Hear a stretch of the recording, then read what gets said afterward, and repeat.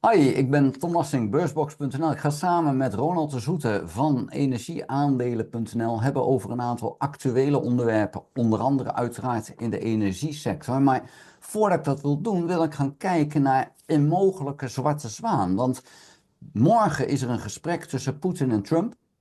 En stel je nou voor, ik vind het heel onwaarschijnlijk, maar stel je nou voor dat die twee tot een overeenstemming komen waarmee ook Oekraïne kan leven en die oorlog in Oekraïne gaat voorbij, is over. Wat zou dat voor gevolgen in de energiesector kunnen hebben? Want zou het niet fantastisch zijn als een Rusland met al zijn energievoorraden weer gewoon deel van de wereld gaat uitmaken en we dus weer in Europa goedkopere energie kunnen krijgen? Ja, je kan er van dromen. Ik geloof er niet in, maar stel je nou dat er eens voor. Ronald, wat zou dat voor beweging teweeg kunnen brengen? Ja, ik denk dat het sowieso zou dat positief zijn. Hè? Even afgezien van het feit dat het misschien mentaal even een switch vergt voor mensen. Hè? Die jarenlang hebben uit de media gekregen dat je natuurlijk helemaal geen Russisch spul moet kopen. Wat ik ervan begrijp is, we zitten met Gazprom. Daar zit heel veel geld in. Daar wordt nog, ik dacht door Uniper, wordt daar ja, een soort beslag op gelegd. Hè? Want die hebben natuurlijk heel veel geld verloren toen. Daar lopen dus nog wat rechtszaken. Dus als het zou gaan spelen, dan denk ik eerlijk gezegd dat je wel moet gaan denken over volgend jaar. Maar wat jouw vraag, wat zou het betekenen? Ja, is dat eigenlijk natuurlijk het vervoer van een bron die heel dichtbij zit. Natuurlijk erg handig uitpakt. Ten eerste is de Russische aardgas goedkoper. En ten tweede gaat het over een pijpleiding. Geeft ook veel meer flexibiliteit hè, dan een schip. Dus dat is ook heel erg plezierig. Dus ja, voor de Europese industrie is het, ja, zou dat heel erg fijn zijn. Dat je eigenlijk niet overbodig materiaal en grondstoffen, wat eigenlijk heel dichtbij zit, dat je daar een boycott op hebt. Hè, en dat gaat dan allemaal naar landen als India, China. Die maken daar dus dankbaar gebruik van, ook hun industrie. Dus eigenlijk worden we dubbel zwaar gestraft. Hè. De goedkope aardgas of olie gaat naar je grootste concurrent. En zelf heb je helemaal niks, moet je duur gaan importeren. Dus ja, ik zie het dat wel als positief. Alleen ja, wat je al zegt, ja, hoe waarschijnlijk is het dat Trump met Poetin in de eerste keer al morgen met een goed nieuws komt? Ja, nou goed, daarom een zwarte zwaan, hè, dat is een onverwachte ding. Wat ik me dan afvraag, hè, Trump wil graag die wapenstilstand realiseren. Stel je nou voor dat dat lukt en Europa gaat daadwerkelijk met Rusland die energiedeals maken. Dat is iets wat Trump niet wil, want hij wil die afhankelijkheid van Europa, van Amerikaanse energie. Dus ik vraag me af of die man de stappen ervooruit die je daarvoor moet zetten, die strategische stappen, of die ze wel zet. Want wat hij nu wil, is de Nobelprijs in mijn ogen.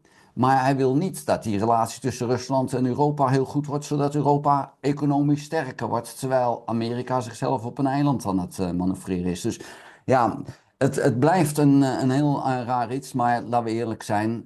Wij willen als Europa vooralsnog geen zaken met Rusland doen, omdat we weten hoe afhankelijk we zijn geweest van Rusland. Rusland wat ziekenhuizen bombardeert, scholen bombardeert.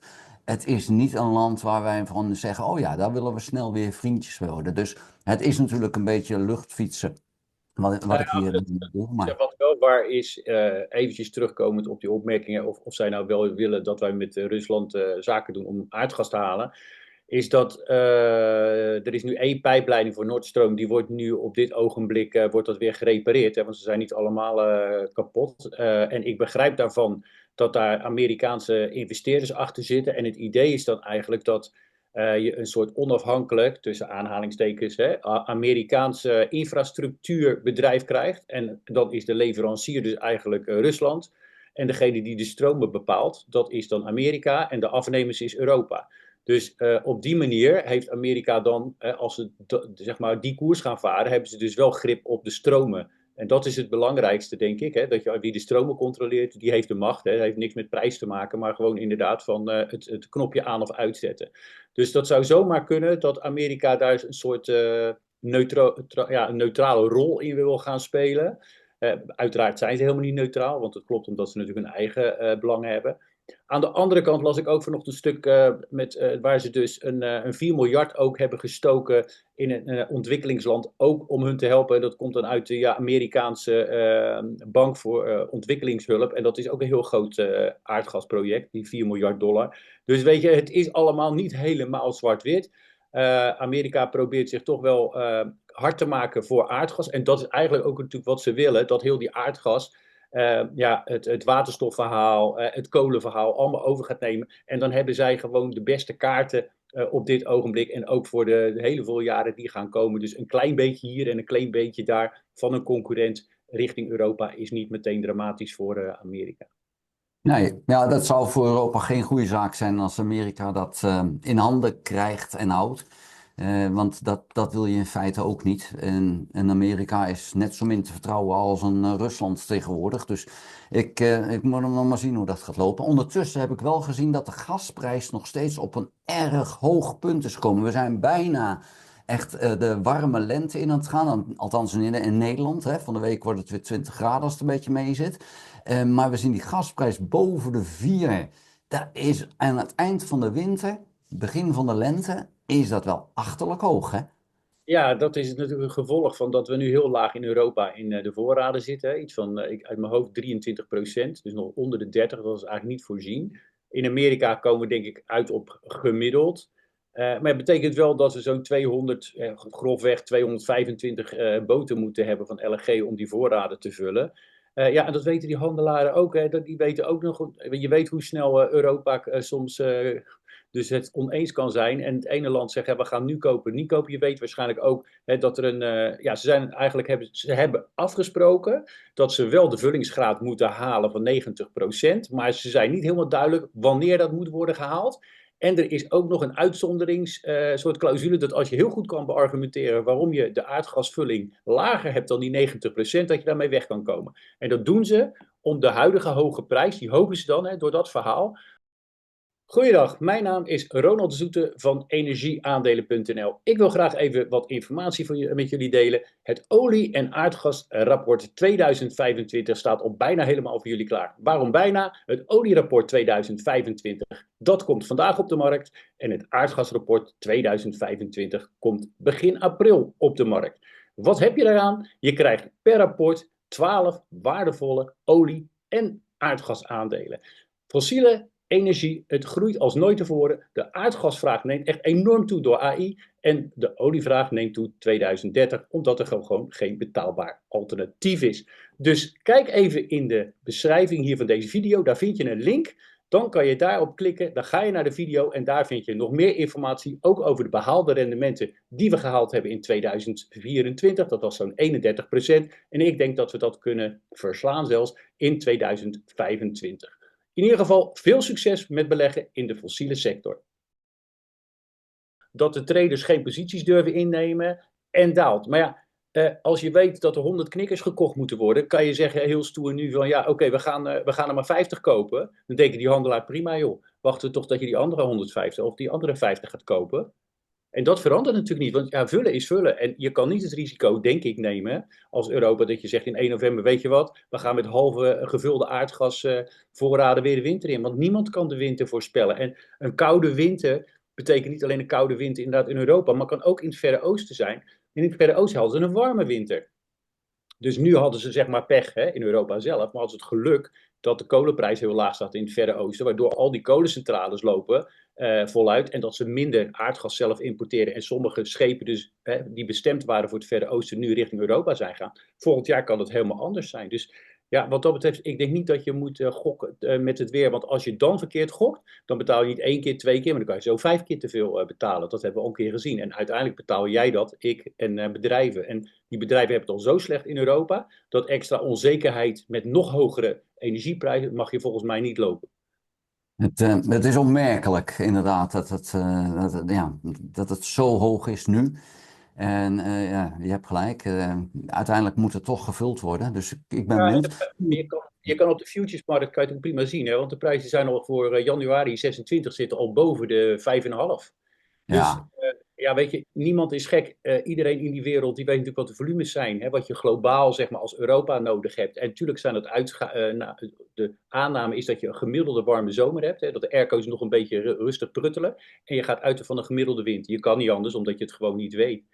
Maar iedereen kan volumes bij elkaar optellen. Ja, er hoeft maar heel weinig fout te gaan aan de productiekant. Een verstoring of even een escalatie weer tussen Rusland en Amerika. Want het is allemaal nog niet zo vrolijk als we allemaal denken, denk ik zelf. Dus dat kan nog wel een andere kant op gaan. Dus ja, inderdaad een hoge aardgasprijs voor de zomer. Trouwens, een van de allereerste keren dat we zien inderdaad dat de zomerprijzen hoger zijn dan de winterprijzen. Is ook niet gebeurd in de laatste 5 tot 10 jaar. Dus wat dat betreft mogen we onze borst nog wel nat maken als het gaat over aardgasprijzen. Ja, tijd om de airco in de zomer uit te zetten en we gewoon het raam open te zetten in de nacht, zodat het weer koeler in huis wordt. Maar goed, dat is iets wat niet zo snel gaat werken. Ondertussen zie ik wel, als we kijken naar een termijn van 2, 3 jaar, een voorzichtig dalende olieprijs. En dat vind ik toch wel in die zin opmerkelijk, want als we kijken naar de elektrisch rijdenmarkt, die is nog steeds, hij is aan het aantrekken, maar is nog steeds niet fantastisch. Het blijft toch wel achter bij de verwachtingen. En dan denk je, ja, dan zal er toch vraag naar olie blijven. Maar die prijs van olie, die is heel voorzichtig toch nog steeds dalende. Ik vind dat wel opvallend. Ja, nou ja, kijk, we hebben natuurlijk allemaal geleefd in een periode dat de Tesla's die zouden allemaal er wel voor zorgen dat we van de fossiele industrie af zouden gaan, sorry, de fossiele energie af zouden gaan. Nou, dat is natuurlijk niet gebeurd. Wat wel aan het gebeuren is natuurlijk op dit ogenblik, is dat jaar na jaar na jaar OPEC maar die productie moet beperken. En eigenlijk wat je ziet gebeuren is dat dan heel eventjes die prijs van olie omhoog gaat en eigenlijk stabiliseert en dan gaat het weer naar beneden. Dit is de derde. Ik heb toevallig vanochtend de grafiek ervan eventjes ergens geplukt. Sinds 2000 is dit de derde driehoek die gevormd wordt. Dus we staan denk ik aan de vooravond dat zou zomaar kunnen hoor, dat die olieprijs hard in elkaar kan gaan zakken als die importheffingen en de escalatie daarvan plaatsvindt. Want uiteindelijk gaat dat betekenen dat de wereldeconomie er last van krijgt. Minder olievraag en dat kan je eigenlijk niet gebruiken. En waarom het eigenlijk altijd zo loopt, is dat OPEC zorgt natuurlijk met haar gedrag wel voor dat die schalieolieproducenten, met name in de VS, die hebben natuurlijk een soort ja, blanco kaart. Want ja, ze weten gewoon dat die onderkant van die olieprijs afgezekerd wordt. Want als de prijs te hard gaat dalen, dan gaat OPEC weer verminderen. Maar steeds langer en langer. En daarom zie je ook wel de druk intern ook toenemen, ook binnen OPEC. Ja, we willen wat meer maken. Zeker als de olieprijs natuurlijk ook daalt, wil je meer maken, omdat je dan hetzelfde in ieder geval nog binnen kunt krijgen. Maar als je ook moet beperken en de olieprijs daalt ook, dan worden mensen een beetje moedeloos. Want het idee was, ja, we gaan beperken om juist een hogere olieprijs te krijgen. En je ziet dat dat eigenlijk niet meer lukt. Dus wat dat betreft, ja, als dit een beetje fout gaat met die importheffingen en dit gaat echt inslaan in de wereldeconomie, dan zie ik wel die olieprijzen gaan dalen. En een van de dingen die ik dan wel zag, en jij had er net bij de voorbespreking had je er eventjes ook iets over gezegd. Tesla doet het slecht. In China is BYD, Build Your Dreams, is de grootste producent. Wereldwijd gezien is dat de grootste EV-bouwer die we hebben, groter dan Tesla. En BYD is 155 miljard waard. Kijken we naar Tesla, die dus de nummer 2 is geworden, die is 805 miljard waard. Ik werd mij gevraagd, wat gaan aandelen Tesla doen? Nou, als ik daarnaar kijk, dan is het zo van, ja, dan moet Tesla omlaag gaan. En ja, dan krijg ik vaak de reactie van, ja, maar Tesla is meer dan alleen maar een EV-bouwer. Dat zijn eigenlijk ook batterijbouwers en ze maken raketten. Ja, BYD, dat is wel grappig, dat is ook een batterijmaker waar ze een auto omheen hebben gebouwd. Letterlijk. Dus in die zin lijken die heel veel op Tesla. Alleen BYD heeft in China het grootste marktaandeel. Terwijl in China Tesla aan het krimpen is. Alleen jij had iets gelezen waardoor ja, Tesla eigenlijk gered kan worden. Want met auto's gaan ze het niet redden zoals het er nu uitziet. Hè. Europa die kotst die auto's uit. In Amerika willen ze geen elektrisch meer rijden. Dus ja, waar moeten ze dan wel? Want China koopt BYD-auto's. Maar wat gaat Tesla redden volgens de laatste berichten, Ronald? Ja, nou ja, het is dus net bekend geworden dat twee grote bedrijven in India, echt hele grote bedrijven, zich aansluiten bij Starlink van Musk. En India is natuurlijk ook een land met meer dan 1 miljard inwoners. En die gaan ook allemaal elektrisch rijden.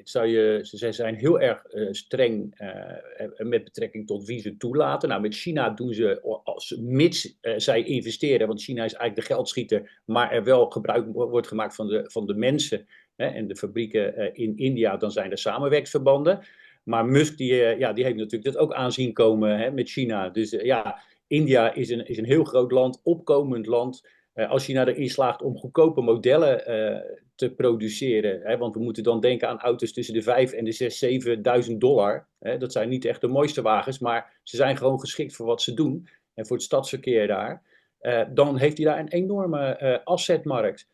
Dus wat dat betreft denk ik dat, wat je nu zegt van Tesla, het is meer dan elektrisch rijden. Ja, dat Starlink, dat is natuurlijk wel een heel belangrijke zaak. We zien het ook in die oorlogsvoering, hoe belangrijk informatie tegenwoordig is. En daar zorgen ze wel voor. Dus ik las dat ze de mensen nog niet echt snel kunnen laten internetten vanwege de hoge kostprijs. Dus ze beginnen met hospitaals, met onderzoek, met onderwijs. Daar wordt het nu eerst toegepast. En daarna hopen ze dus in ieder geval tegen een lagere prijs dan ook de Indiër te kunnen voorzien van goedkoop snel internet.